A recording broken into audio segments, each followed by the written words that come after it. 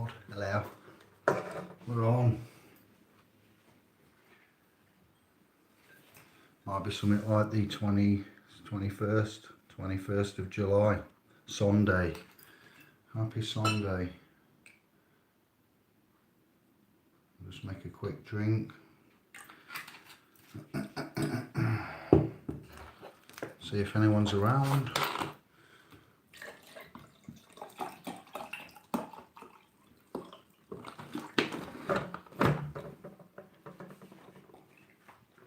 Chin chin, chinnery, chiroo.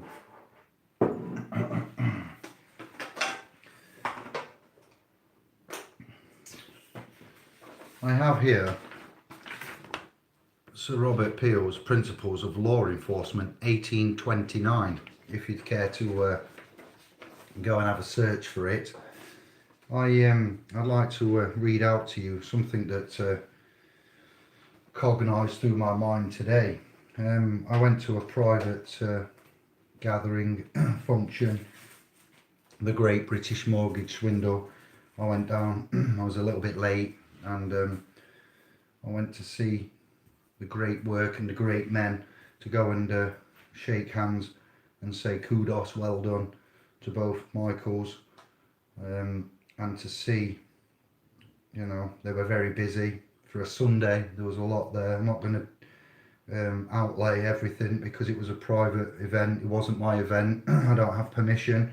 I have an email of an invitation to go down, and yeah, I've met Brother Serge. Had a few fist bumps with him. A brother called Sonny. Some of you may know Sonny. He's been to some of our seminars, and yes, I'm not here to talk about that as such, but during that presentation, Michael does hold a crowd well. He does present well. He does Bernicia, that is. Kudos to you, Michael. If I'm ever fortunate enough for you, I know he watches a bit of videos and that, so I'd like to go bosh to both of them. And bit that I want to report back on, which is a general report, is that when there is an attendance for a civil issue at a property, and the officers, state troopers, etc. attend, they are there to do what? They're there in what capacity, what authority, and what jurisdiction? Yes, they are there to prevent breaches of the LPCO, of the peace officers.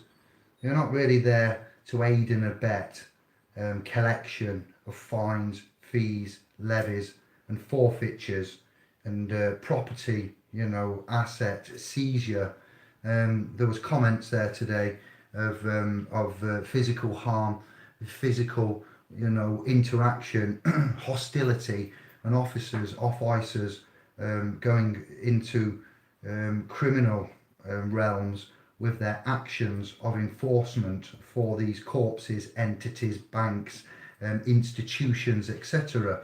So what I can bring to you legally, lawfully, honourably, and it's bothering me slightly, is the way that yeah, Michael's done some good work there with regards to how he's said that the meetings and subsequent meetings are maybe having his outlining his feelings and feedback from this, and it looks like more than one area is being looked at and addressed. So you get where I'm coming from. Man's reporting unpleasant interaction from the officers of the United Kingdom that aren't correctly facilitating due process and subsequent management of rights, titles, property, law, and it looks like they may be helping unlawful seizure of profits of assets for profit. So what we're going to do is go in 1829. There was a man called Sir Robert Peel, and he established the London Metropolitan Police Force. He became known as the father of modern policing, and his commissioners established a list of policing principles that remain as crucial and urgent today as they were 2 centuries ago. They do contain 3 core ideas and 9 principles. The 3 core ideas is number one, the goal is preventing crime, not catching criminals. If the police stop crime before it happens, we don't have to punish citizens or suppress their rights. Thank you. An effective police department doesn't have high arrest statistics. Its community has low crime rates. Number two, the key to preventing crime is earning public support. Yes, respect and trust is earned. Every community member must share the responsibility of preventing crime. That comes your common law sheriffs and your common law, everybody has a duty and obligation to share the responsibility for a prevention of the breach of the public trust and prevent crime to other man, to our estate, families, communities and tribes. As if they were all volunteer members of the force. Remember, equity doesn't raid a volunteer.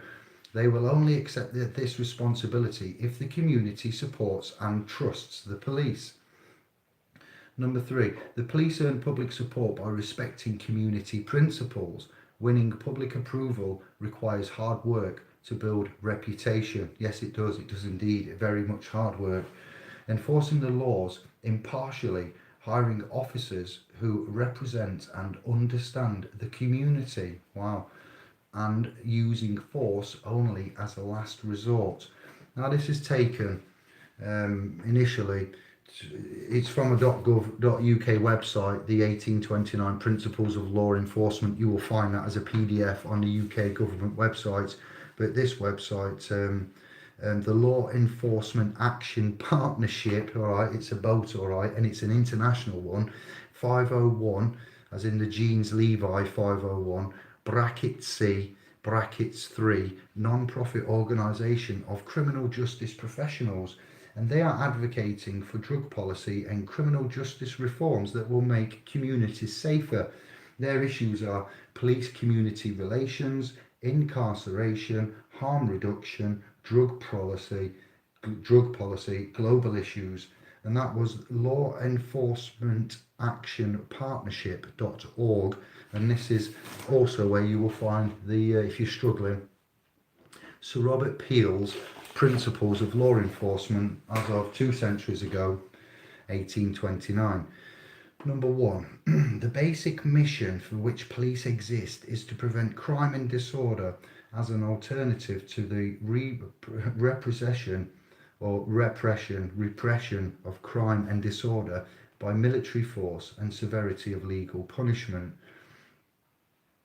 Number two, the ability of the police to perform their duties is dependent upon public approval of police existence, actions, behaviour, and the ability of the police to secure and maintain public respect.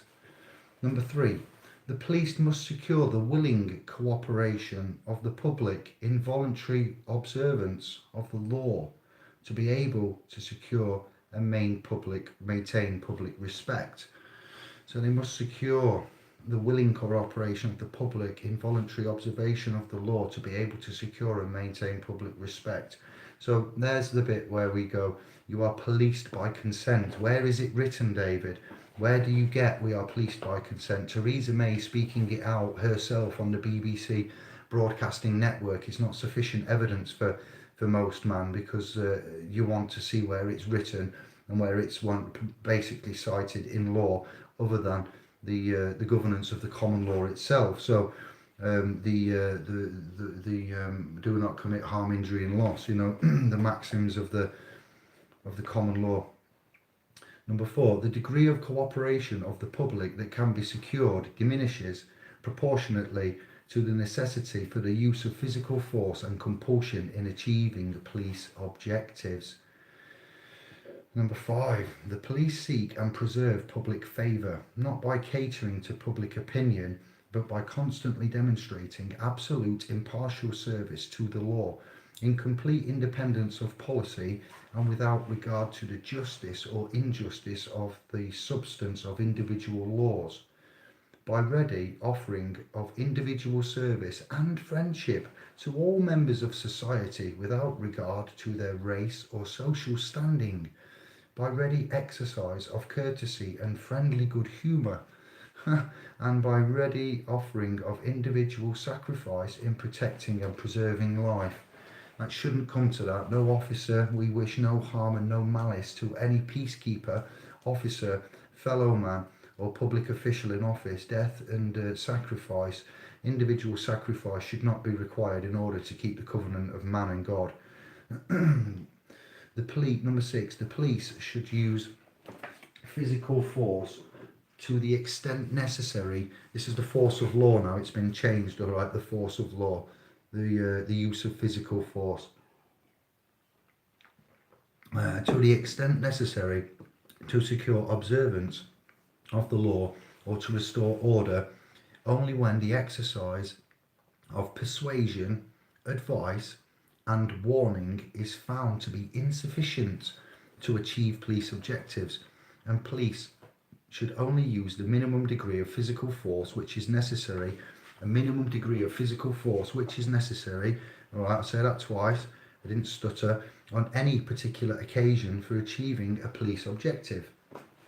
Number 7, the police at all times should maintain a relationship with the public that gives reality to the historic tradition that the police are the public and the public are the police. The police are only members of the public. See, this is where we get it from, and we not word for word, but we paraphrase that. The police is why we wish no malice and no harm and no sacrifice is needed for any peacekeeper or officer.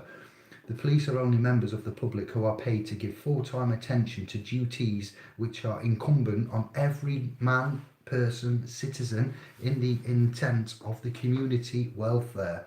We've had Smithy explain that somewhat more detailed than number 7 of 9 of the Principles of Law Enforcement by Sir Robert Peel.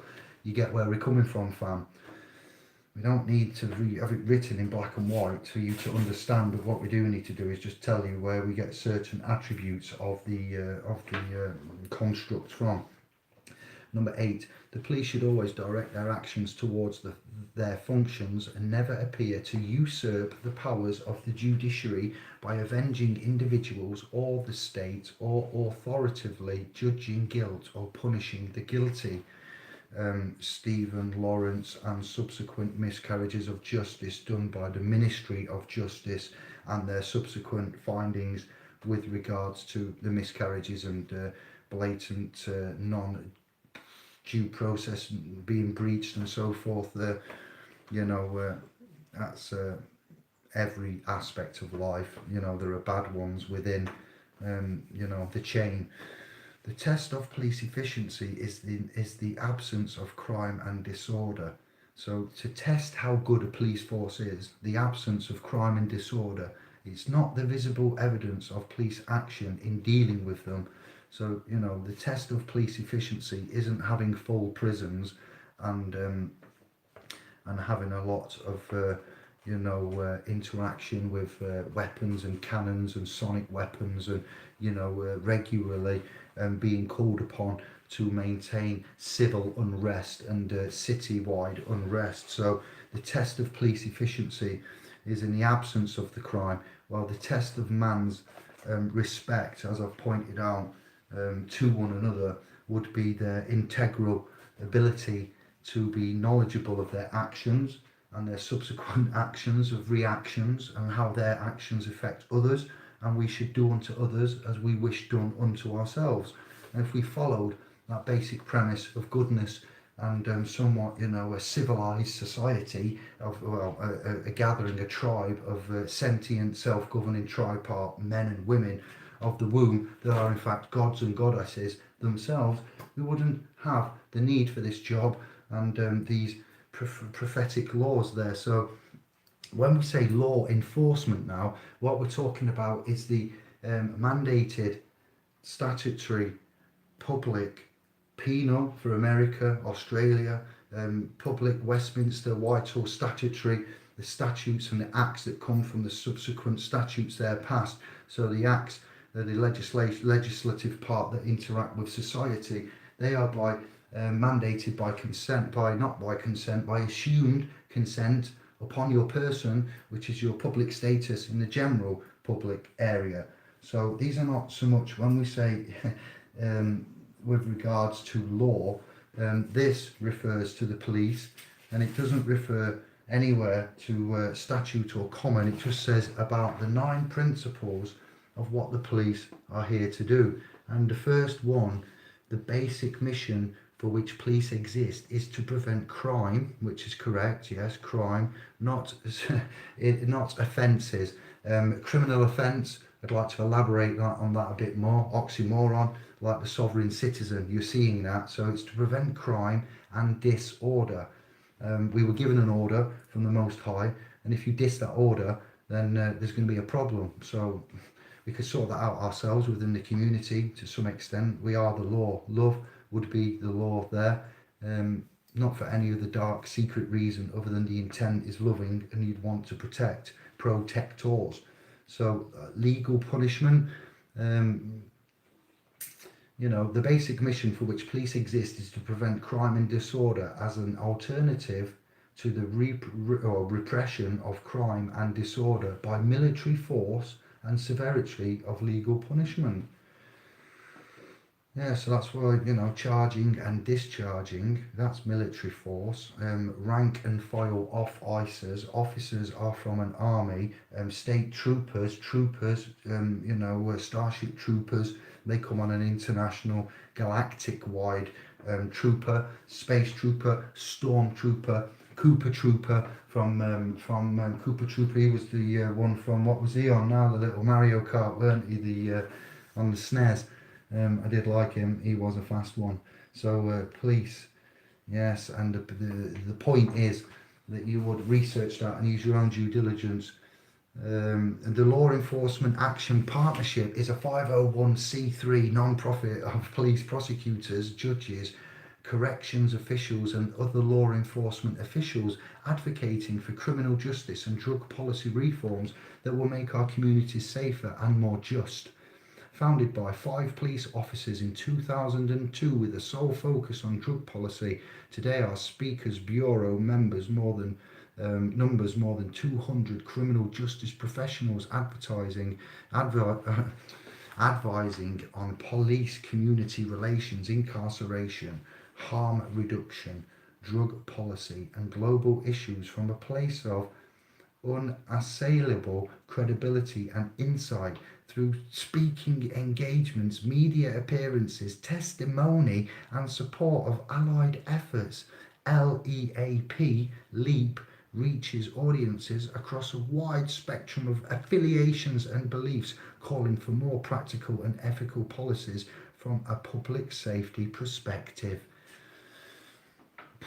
If I was to write something about SPLs along those lines, I think I'd be here for 4 years, but you get where they're coming from. They're making out that they are 5. You know, it's a non-profit, prosecutors, judges, corrections officials, numbers more than 200 criminal justice professionals. Yes, and it was, it was started, as it was. So that's where the information is from. You will find the core ideas, the 3 of them, and the 9 principles of law enforcement with regards to that's because you don't have no consent. If you come out and you just I'm out talking to somebody and you decide to punch me or hit me with an iron bar because I've pissed you off by one of my videos or what I've said, and you take it upon yourself to lay about, man, without no forewarning, and you grievously actually harm and whatever to somebody anywhere, like what's happening in London, then that's a crime against man, and there's no consent needed because you have disrespected my rights, or when you've stabbed whoever or robbed whoever and attacked them grievously, actually loss of, you have sacrificed your rights because my rights end where yours begin.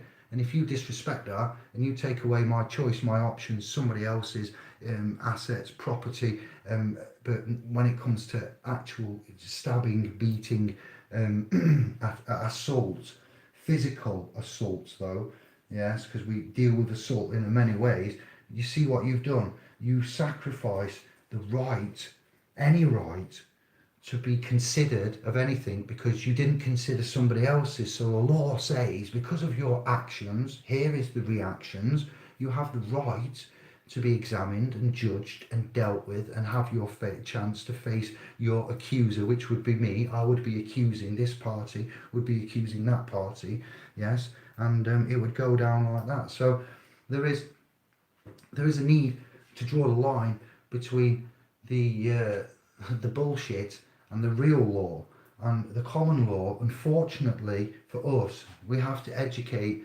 that is the common law, because it's common for the general public in the commonplace, the commonality, the realm of commercial intercourse has many laws which are common governing it. But what we've got a hang up on with common law is that our common law is private common law. But you can't have a private common thing. It's like having a common land that's private. Well, it's either common land or it's private. There's your oxymoron in. There's your dissonance. So we have the public statute code, and citations would be violations of penal codes in other continents, which are public common laws. Then you have with that the common law of harm, injury and loss, which is there is no option of consent, all man must follow. That's the governance of the covenants. So that is the common law for all, because the ambassadors and the kings and the monarchies, I don't care that they say, oh, we've got diplomatic immunity. I don't believe any man on this land, whatever bit of paper, a certification or tattoo or York right, Scottish right, special handshake, blessed how many times, we're all the same there. So you don't claim no diplomatic immunity. You may think you have that, but if you think you're above the law, like the inner sanctum of London and the governance of the Lord Mayor of London and his motley crew, to mention a few, then let a word to the wise. You are just a matter of time before your judgment really does come. And when it does come, it will be tenfold, lest we not forget. He's a jealous, angry God. You piss him off. We don't have to judge. We cannot judge, but they will be dealt with. The devil looks after his own, I'm afraid, in this realm. I am not the devil. I am dressed in red. I haven't no red eye, even though I am tired. That's going down well, my SA Psoriasis crew. And that's key and important. And when Michael was speaking today, and I've heard others speak, and I've read your emails, and I know what the off-icers are like, they're only too quick to assert their authority and go from the chicken pose, loads of them. And I'm sorry to do this, but I've seen it too many times, and the aggravation that comes with these standoff situations, and this pose in itself needs to stop. There's one thing I'd like to see massively change, is the interaction between these lot, wherever we have them and we manage to phase them out, because our self-management and governance would, if we did it on a mass scale, render these lot jobless. They wouldn't have a job, because we would take that on, as it says there.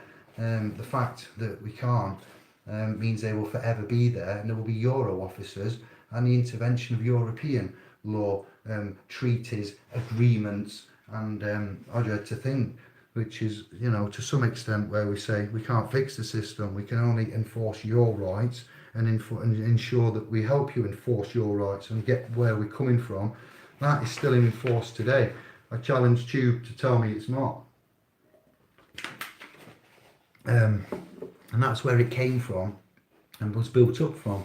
The subsequent amendments, annexes, and everything, built up upon it.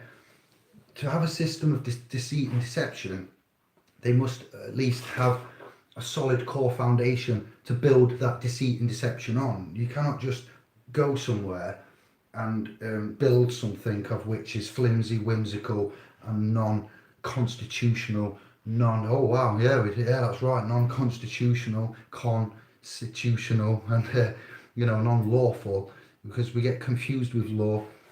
We was previously until when did we see Trust? 2017, 2 years ago. So 2.5 years ago, we were still thinking that we had contracts and that there weren't private agreements, of which we're using agents and agents in commerce, and the sufficient titles and split titles that we was engaged within without any knowledge, and we was in the wrong domain and the wrong realm totally. So it's a grand old job that we've got here, and they have built upon these the Queen's Oath, the coronation, the constitution, the common law, the Westminster Whitehall law, the trust and equity. You've got a bit of admiralty, the ecclesiasticals, with the canons. You know, it's a fair old battlefield here, and there's a lot of different battles, which is, you know, this law is basically, this governance is for the officers. Yeah, crime is simply, you know, as we've put it, killing, robbing, stealing, taking and harming. We don't have to be big and clever and use big words. No matter what country you are watching this and hearing me in, that's crime. You can look in your Bible to tell you if you're a bit confused. Taking a man's wife, stealing a man's children, you know, all these things you shouldn't think that need to be explained, but those are crimes. You know what crimes are. You know them in the schoolyard. You know what the rules to crime are. You know about bullying. You know about all the deception and all the nastiness. So these are the governances for the grey area, for the public. And you know, if you are jaywalking on the street, then there's no crime. You know, there is no crime. There's no crime for a financial account administration. So why are we seeing an officer? TV license required. Okay, TV license, you're a corporation, you offer a private service. Okay, no one's got in touch with you. You've brought it upon yourself to knock at the door on a Saturday afternoon. I've opened the door and what's happening here? Oh, there's a couple of officers as well. What's going on? Am I in trouble? It appears you don't have a TV license. What? Okay, and we've come to check. Okay, is that a crime? It appears it might be, yes. If you've not read the letter, the red letter in block capitals, what? I haven't got a TV licence. And officers, why are you here? May I ask, are you here? You the TV licence police? I didn't know there was such a department. And if you do spend time doing this, well, why don't you spend this time doing something else? Because you're not affiliated with the BBC. You're not paid by the BBC.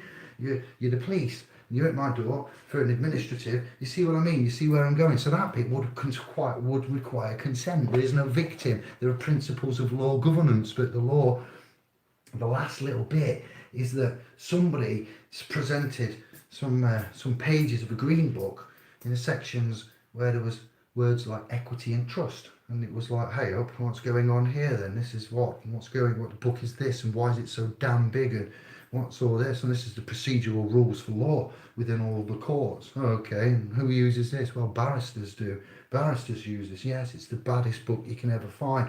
Okay, but look at this, David. In here, it says about equity and trust.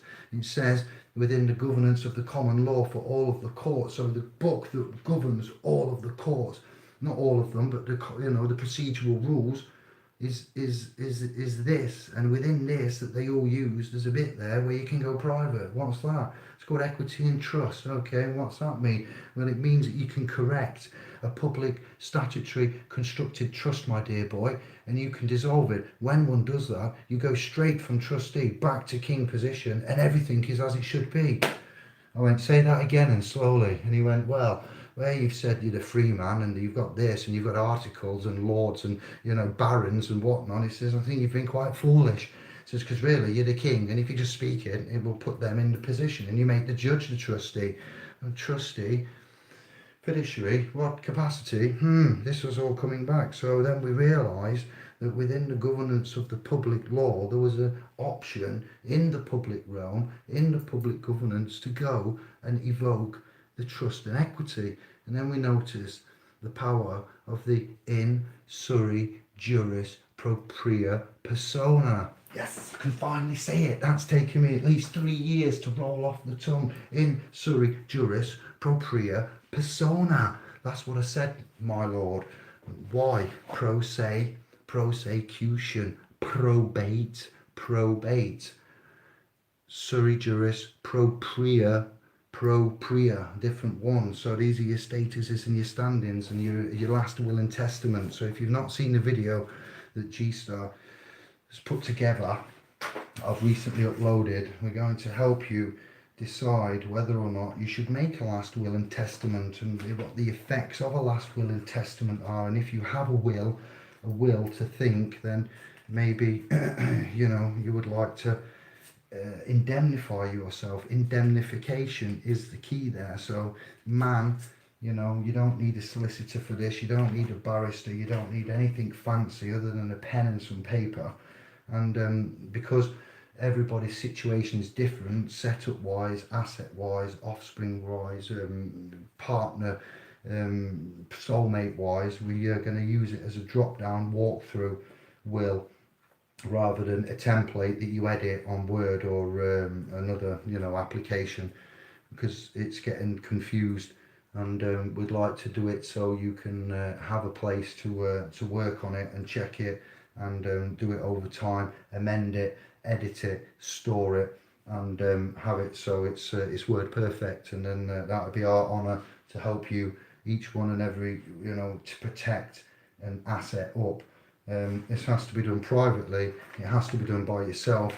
There's only so much we can help with. We're not privy to your personal, private, family setups. You shouldn't let anybody deal in any of your private stuff, your names, your accounts, your anything like that. Nobody wants to see that. I don't ever want it on a .com. I don't ever want it uploaded. But your will and your requirement, your testification, yeah, that's important. I don't see why we should house it, but if you need security and trust, we will try to have a word with G and see what software is out there to facilitate that with an encrypted, secure, password hosted system where only you can get to it and we just host it, and you can come back, edit it, print it.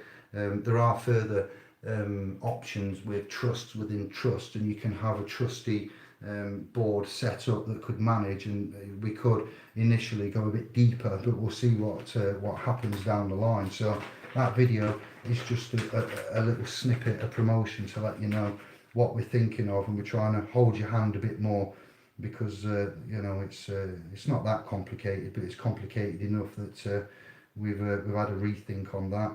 I haven't really much more to bring to your attention, other than big things are going to go on this year. We're making a lot of progress, a lot of moves, and others are too.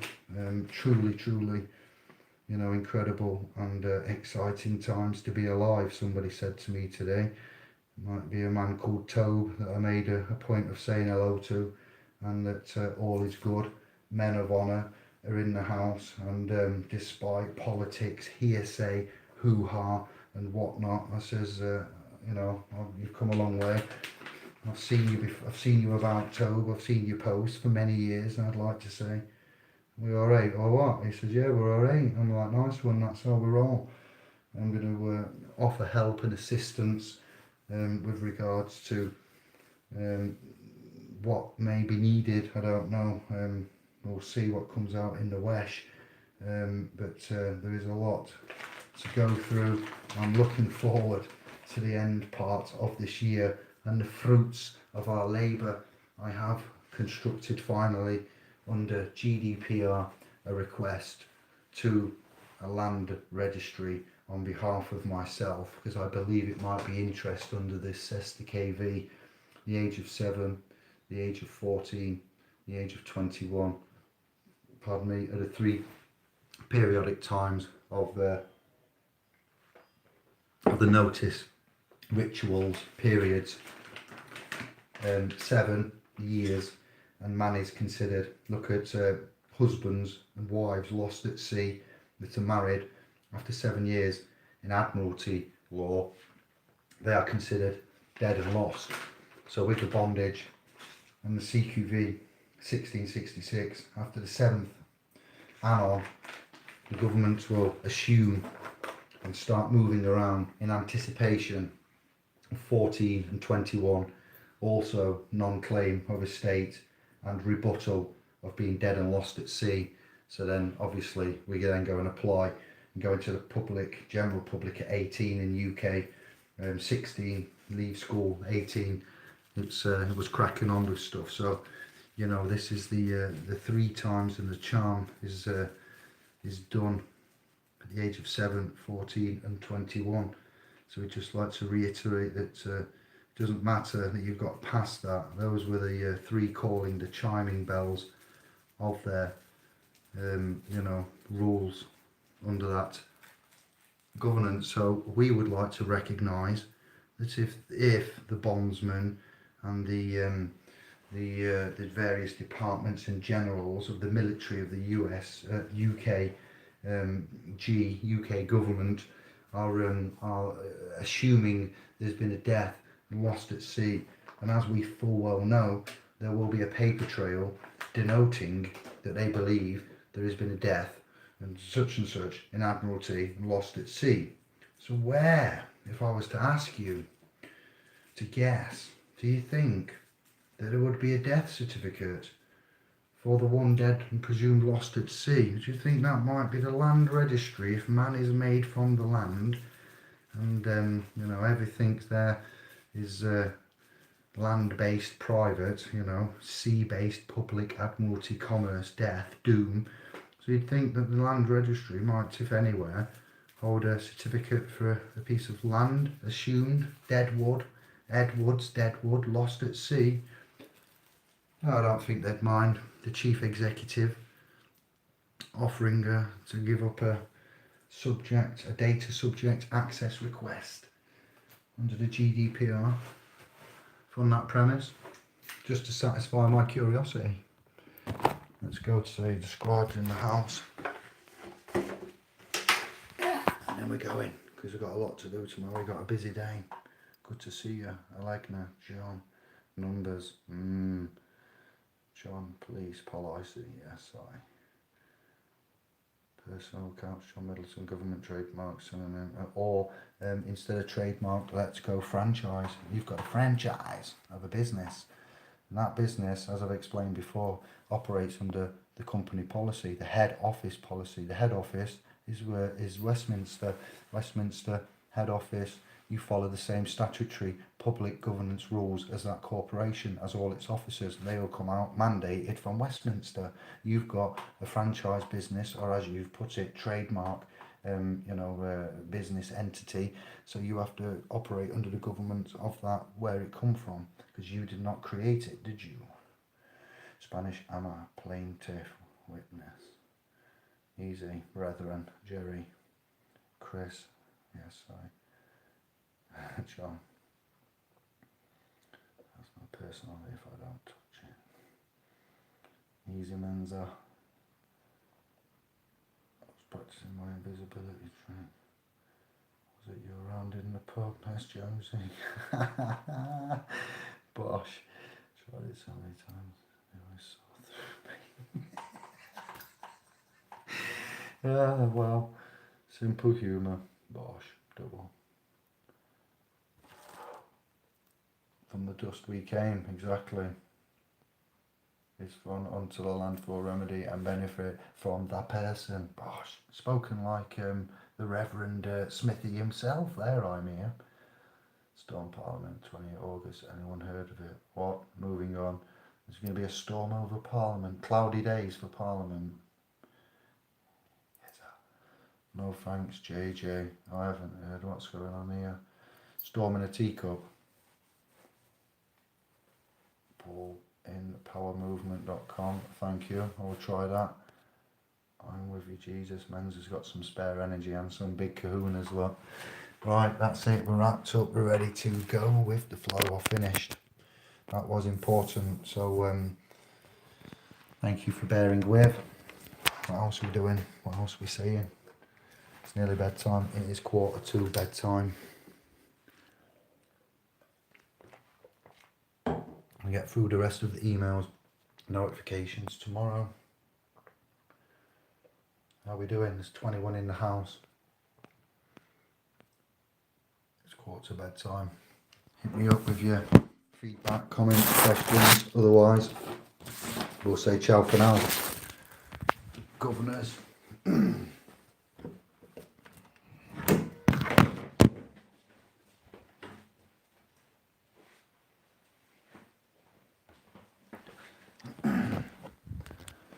Any final thoughts, closing messages? Praise and grumble. Mosquitoes in my Cheetos. Sweet dreams. End it on that. Peace and love, men's. Men's up. Softs. Self-govs.